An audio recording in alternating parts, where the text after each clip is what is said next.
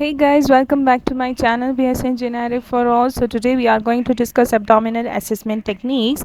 These are some techniques that how to assess abdominal organs which are lying in the abdominal cavity in different quadrants in different regions. Then how to assess palpate, how to palpate liver, how to percuss liver, how to assess splenomegaly, how to assess distended bladder, and different kind of signs which are going to assess in this video.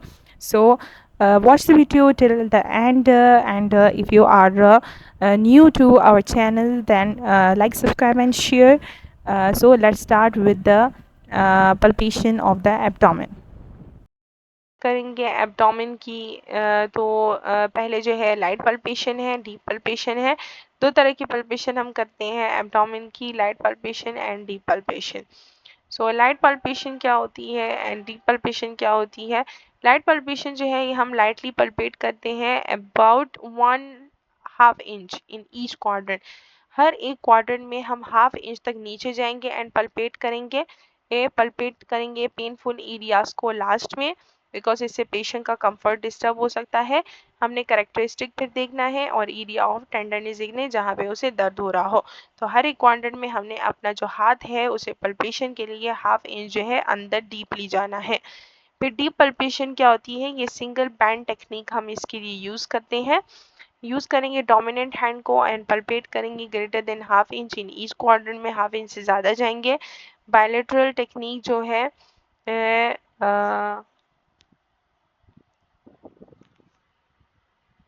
Bye manual technique जो है, इसमें हमने place करना है dominant hand को abdomen पे और place करेंगे नॉन डोमिनेंट हैंड को ऑन टॉप पे एंड प्ले करेंगे greater than 1/2 inch in each quadrant.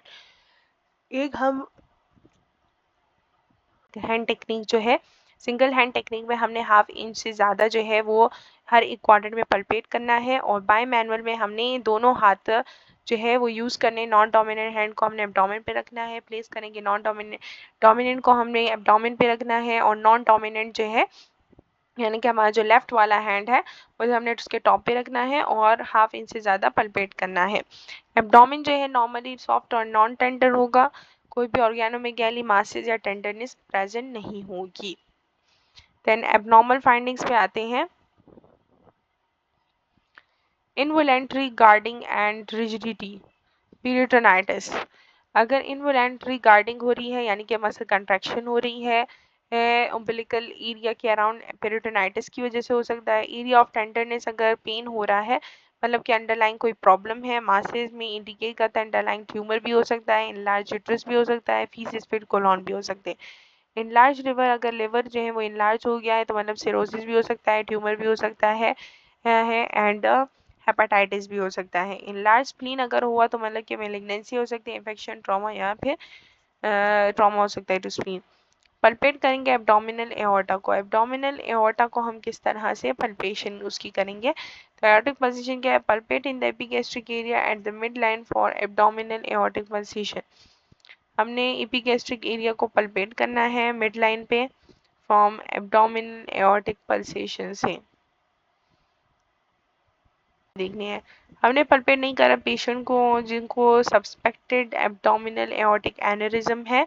अगर पहले से हमें पता है कि इस पेशेंट को एब्डोमिनल एओर्टिक एनेरिज्म है, हमने कभी भी उस पेशेंट के एब्डोमिन को पल्पेट नहीं करना है, बिकॉज एनेरिज्म जो है वो रप्चर हो सकता है जिसके की वजह से पेरिटोनियल फेलियर हो सकता है, लिम्स लॉस हो सकता है और इवन डेथ भी हो सकती है।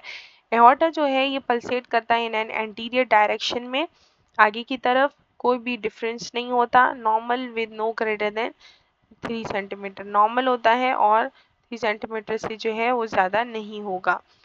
लेटरल डिफ्यूज पल्सेशन जो है एबनॉर्मल एओर्टिक एनोरिज्म इसकी कॉज हो सकता है with weight greater than 3 centimetre. अगर वेट जो ग्रेटर है 3 सेंटीमीटर से तो एब्डोमिनल एओर्टिक एनोरिज्म हो सकता है।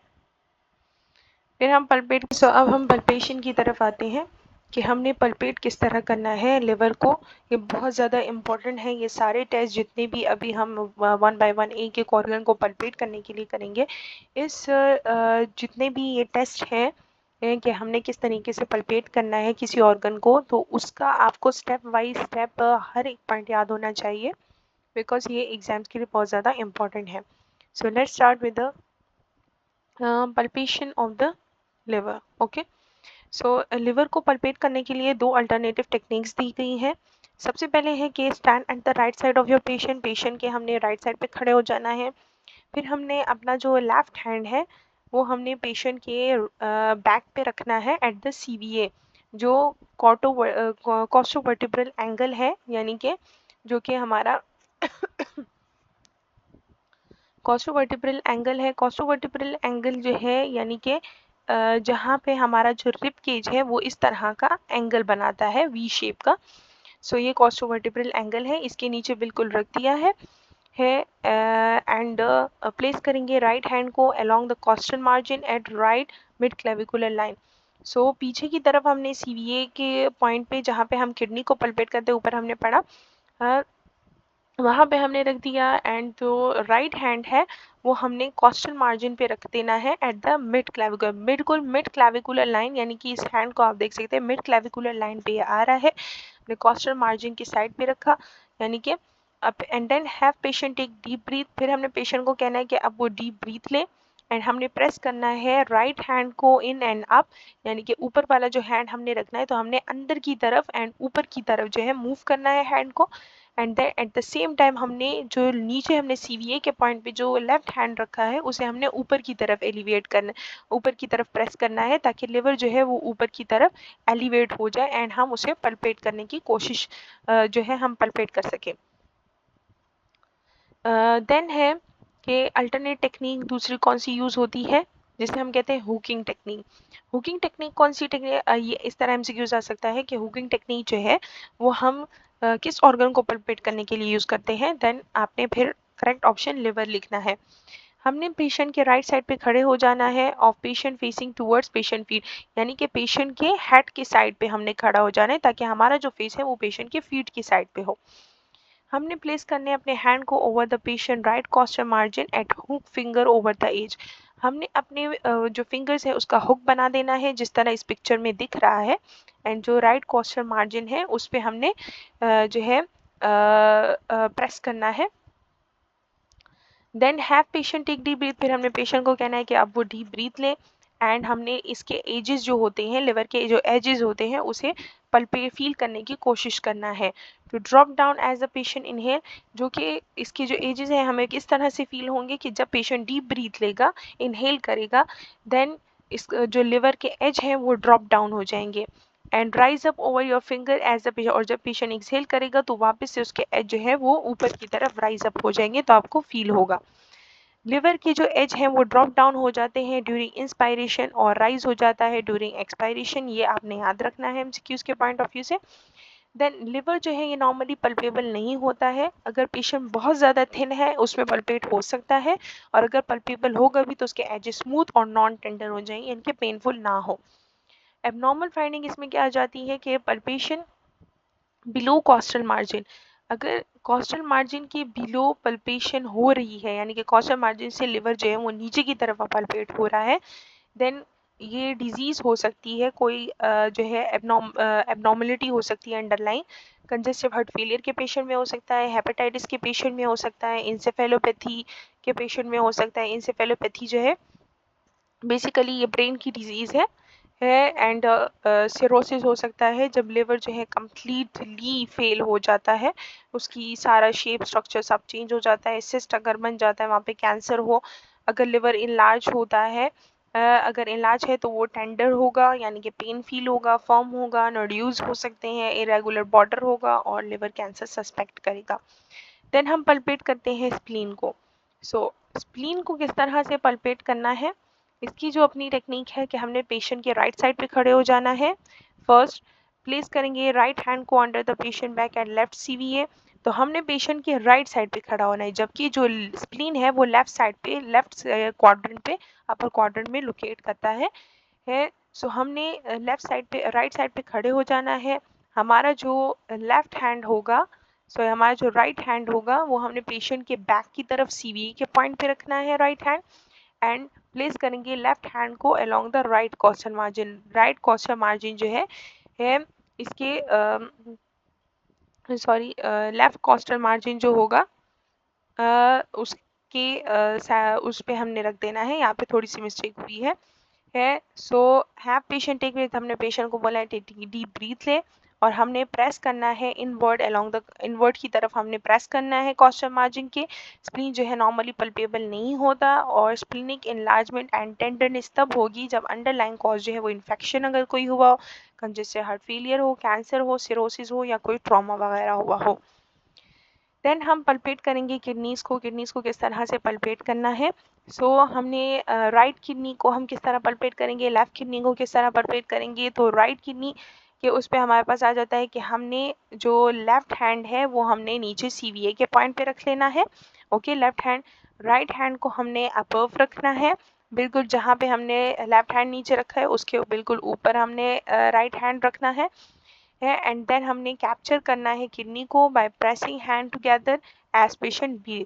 फिर हमने पेशेंट को बोलना है कि वो डीप ब्रीथ ले, और हमने किडनी को दोनों हाथों से कैप्चर करने की कोशिश करना है कि लेफ्ट हैंड को नीचे जो हमने रखा है उसे हम ऊपर की तरफ प्रेस करेंगे, और ऊपर वाला जो हैंड है उसे हम नीचे की तरफ प्रेस करेंगे ताकि किडनी को हम पल्पेट कर सकें, उसके एजेस को पल्पेट कर सकें। इसी तरह की टेक्निक हम लेफ्ट किडनी पे भी यूज़ करेंगे। तो हमने पेशेंट के लेफ्ट साइड पे खड़े हो जाना है और लेफ्ट किडनी को पल्पेट करना है। यहाँ पे थोड़ी सी मिस्टेक हुई है ऊपर वाले में कि कहीं एक पे राइट हैंड नीचे बताया है, दूसरे पे लेफ्ट हैंड नीचे बताया है। सो हमने जो राइट हैंड है वो ऊपर रखना है, लेफ्ट हैंड जो है वो नीचे रखना है। किडनी जो है नॉर्मली पल्पेबल नहीं होती। अगर पेशेंट बहुत ज़्यादा थिन होता है या एल्डरली है वह, तो उसकी वजह से हो सकता है जिसमें मसल टोन लॉस हो जाती है। राइट किडनी जो है ये यूजुअली पल्पेबल होती है। ज़्यादातर जो किडनी पल्पेबल होती है वो राइट वाली होती है। अगर किडनी पल्पेबल है तो वो स्मूथ और नॉन टेंडर होनी चाहिए। इनलार्ज किडनीज जो है वो किस वजह से होती है, इनलार्ज किडनीज हाइड्रोनेफ्रोसिस की वजह से होती है, जब नेफ्रॉन्स में जो है वाटर की एक्यूमुलेशन हो जाती है, न्यूप्लाज्म अगर कोई बन जाता है, या फिर पॉलीसिस्टिक डिजीज हो जाती है। किडनी टेंडरनेस जो है वो ट्रॉमा और इन्फेक्शन की वजह से भी हो सकता है। देन हम पल्पेट करेंगे ब्लैडर को हमने किस तरह से पल्पेट करना है। सो हम पल्पेट करेंगे अबव द सिम्फेसिस प्यूबिस के एट द मिड लाइन पे अबव द सिम्फेसिस प्यूबिस हमने पल्पेट करना है इस एरिया में। ब्लैडर जो है यूजुअली पल्पेबल नहीं होता अगर ये डिस्टेंटेड ना हो विद यूरिन। अगर यूरिन से फुल है, डिस्टेंटेड है तो पल्पेबल होगा, अगर नहीं है तो पल्पेबल नहीं होगा। अगर पल्पेबल है तो वो स्मूथ और राउंड मास की तरह होगा। नोड्यूलर और एसिमेट्रिकल ब्लैडर जो है ये इंडिकेट करता है मैलिग्नेंसी। ओके, अगर नोड्यूल का हमें फील हुआ या एसिमेट्री फील हुई तो यानी कि अपनी जो सिमेट्रिकल पोजीशन है उससे वो डिविएट हुआ है, तो इसके अंडरलाइन कोई दूसरी मैलिग्नेंसी हो सकती है। देन है palpating inguinal lymph nodes. Inguinal lymph nodes को हमने किस तरह से पल्पेट करना है। सो दो तरह के इंग्वाइनल नोड्स होते हैं, एक हॉरिजेंटल होते हैं, एक वर्टिकल होते हैं। तो हॉरिजेंटल नोड्स को हमने ग्रोइन रीजन में पल्पेट करना है, ये एमसीक्यूज के पॉइंट ऑफ व्यू से इंपॉर्टेंट है। पल्पेट करना है हमने वर्टिकल लेम्फ नोड्स को along the inner aspect of the thigh के, ये inner aspect of the thigh की, ये भी एमसीक्यूज के हवाले से इंपॉर्टेंट है। अगर नोड जो है वो पल्पेबल है तो 1 सेंटीमीटर से ज़्यादा कोई भी नोड नहीं होगा। लेम्फ नोड जो है वो 1 सेंटीमीटर नॉर्मली होते हैं, इससे ज़्यादा नहीं। मोबाइल होंगे यानी कि मूवेबल होंगे, और नॉन टेंडर होगा यानी कि पेनफुल नहीं होंगे। टेंडरनेस अगर हुई यानी कि पेनफुल हुआ और अनमूवेबल नोड जो है वो ग्रेटर देन 1 सेंटीमीटर अनमूवेबल है और 1 सेंटीमीटर से ज़्यादा है, तो यानी कि अंडरलाइन कोई इन्फेक्शन, कैंसर या लिम्फोमा हो सकता है। Other physical assessment technique for the abdomen, abdomen के लिए दूसरी कौन सी फिजिकल टेक्निक्स हम यूज़ कर सकते हैं। सो फर्स्ट है एब्डोमिनल रिफ्लेक्सेस। एब्डोमिनल रिफ्लेक्सेस क्या है। सो हमने जो है टंग ब्लेड यूज़ करना है, या फिर हम कोई भी कॉटन बड यूज़ कर सकते हैं। तो हमने स्ट्रोक करना है एब्डोमिन को upward and toward the umbilicus in each quadrant, हर एक क्वाड्रेंट में उम्बिलिकस के टूवर्ड्स, यानी कि यहाँ से हमने स्टार्ट होना है, स्ट्रोक करते हुए हमने उम्बिलिकस की तरफ आना है। यहाँ से स्टार्ट करना है और हमने स्ट्रोक करते हुए उम्बिलिकस की तरफ आना है। हर एक क्वाड्रेंट में हमने इस तरह से करना है। So positive abdominal reflexes, abdomen जो है वहाँ पे रिफ्लेक्सेस स्टार्ट होंगी, ठीक है। डिमिनिश रिस्पॉन्स में भी फाउंड, अगर जो है रिफ्लेक्सेस ना हुई यानी कि एब्डोमिनल मसल मूव नहीं कर रहे, तो मतलब कि या तो पेशेंट ओबीस है, ओबीस पेशेंट में मूव नहीं कर सकता, रिफ्लेक्सेस नहीं होंगे, और या फिर कोई प्रेग्नेंट फीमेल है तो उसमें भी नहीं होंगे। एब्डोमिनल रिफ्लेक्सेस जो है ये एल्डरली पेशेंट में भी एब्सेंट होती हैं। सो ये आपने याद रख लेना है। फिर है बेलॉटमेंट। बेलॉटमेंट क्या होती है? बेलॉटमेंट जो है ये एक बायोमैनुअल टेक्निक है। ओके, इसमें हमने एक हैंड जो है ऑन द एब्डोमेन पे रखना है ओवर द मास, यानी कि अगर हमने कोई भी मास वगैरह डिटेक्ट करना है, फील करना है, पल्पेट करना है, तो हम बेलॉटमेंट टेक्निक यूज़ करते हैं। यानी कि अगर कोई ऊपर मास है तो हमने एक हैंड ऊपर रख देना है और नीचे की तरफ दूसरा हैंड रख देना है ऑपोजिट साइड पे। तो जब हम ऊपर वाले की तरफ यानी कि पुश करेंगे inward to the mass over the mass, तो हमने अगर ऊपर की तरफ से हम मास को पुश करेंगे तो हमारा जो ऑपोजिट हैंड होगा वो ऑब्जेक्ट उसकी तरफ मूव करेगा, ऑपोजिट हैंड की तरफ, और पार्शियली फ्री फ्लोटिंग ऑब्जेक्ट जो है विल मूव करेगा towards the other hand. Normal adults में कोई भी मास या ऑर्गन जो है वो फेल्ड नहीं होता। इन प्रेग्नेंट पेशेंट में ये टेक्निक हम यूज़ करते हैं फीटल पोजीशन को डिटरमाइन करने के लिए। एमसीक्यूज पॉइंट ऑफ व्यू से इंपॉर्टेंट है। फ्री फ्लोटिंग मास जो होता है इन एब्डोमेन में कोई अगर है फीटल पोजीशन फीटस के अलावा, तो मतलब कि कोई मैलिग्नेंसी या बिनाइन ट्यूमर प्रेजेंट हो सकता है। देन इसके बाद है कहर साइन।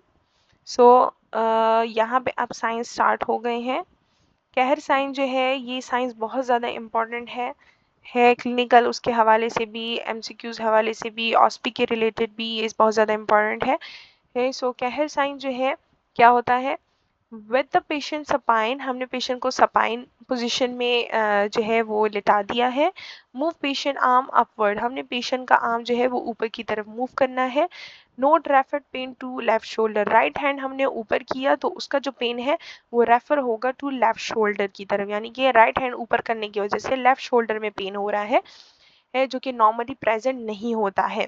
अगर ये पॉजिटिव कहर साइन आ गया, यानी कि राइट हैंड ऊपर करने की वजह से उसे लेफ्ट शोल्डर में पेन फील हो रहा है, तो मतलब उसे कोई स्प्लिनिक इंजरी हो सकती है, रिनल कैल्कुलाई हो सकता है, और एक्टोपिक प्रेगनेंसी हो सकती है।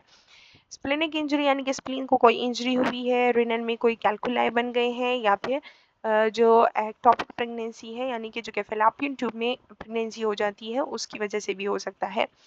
सो मेनली जो है ये स्प्लेनिक इंजरी के लिए हम ये साइन यूज़ करते हैं। तो ये आपने याद रख लेना है एग्जाम्स के लिए कि कौन सा साइन जो है हम किस एबनॉर्मलिटी के लिए यूज़ करते हैं, को फाइंड करने के लिए यूज़ करते हैं, एंड इसका प्रोसीजर क्या है। देन इसके बाद है बैलेंस साइन।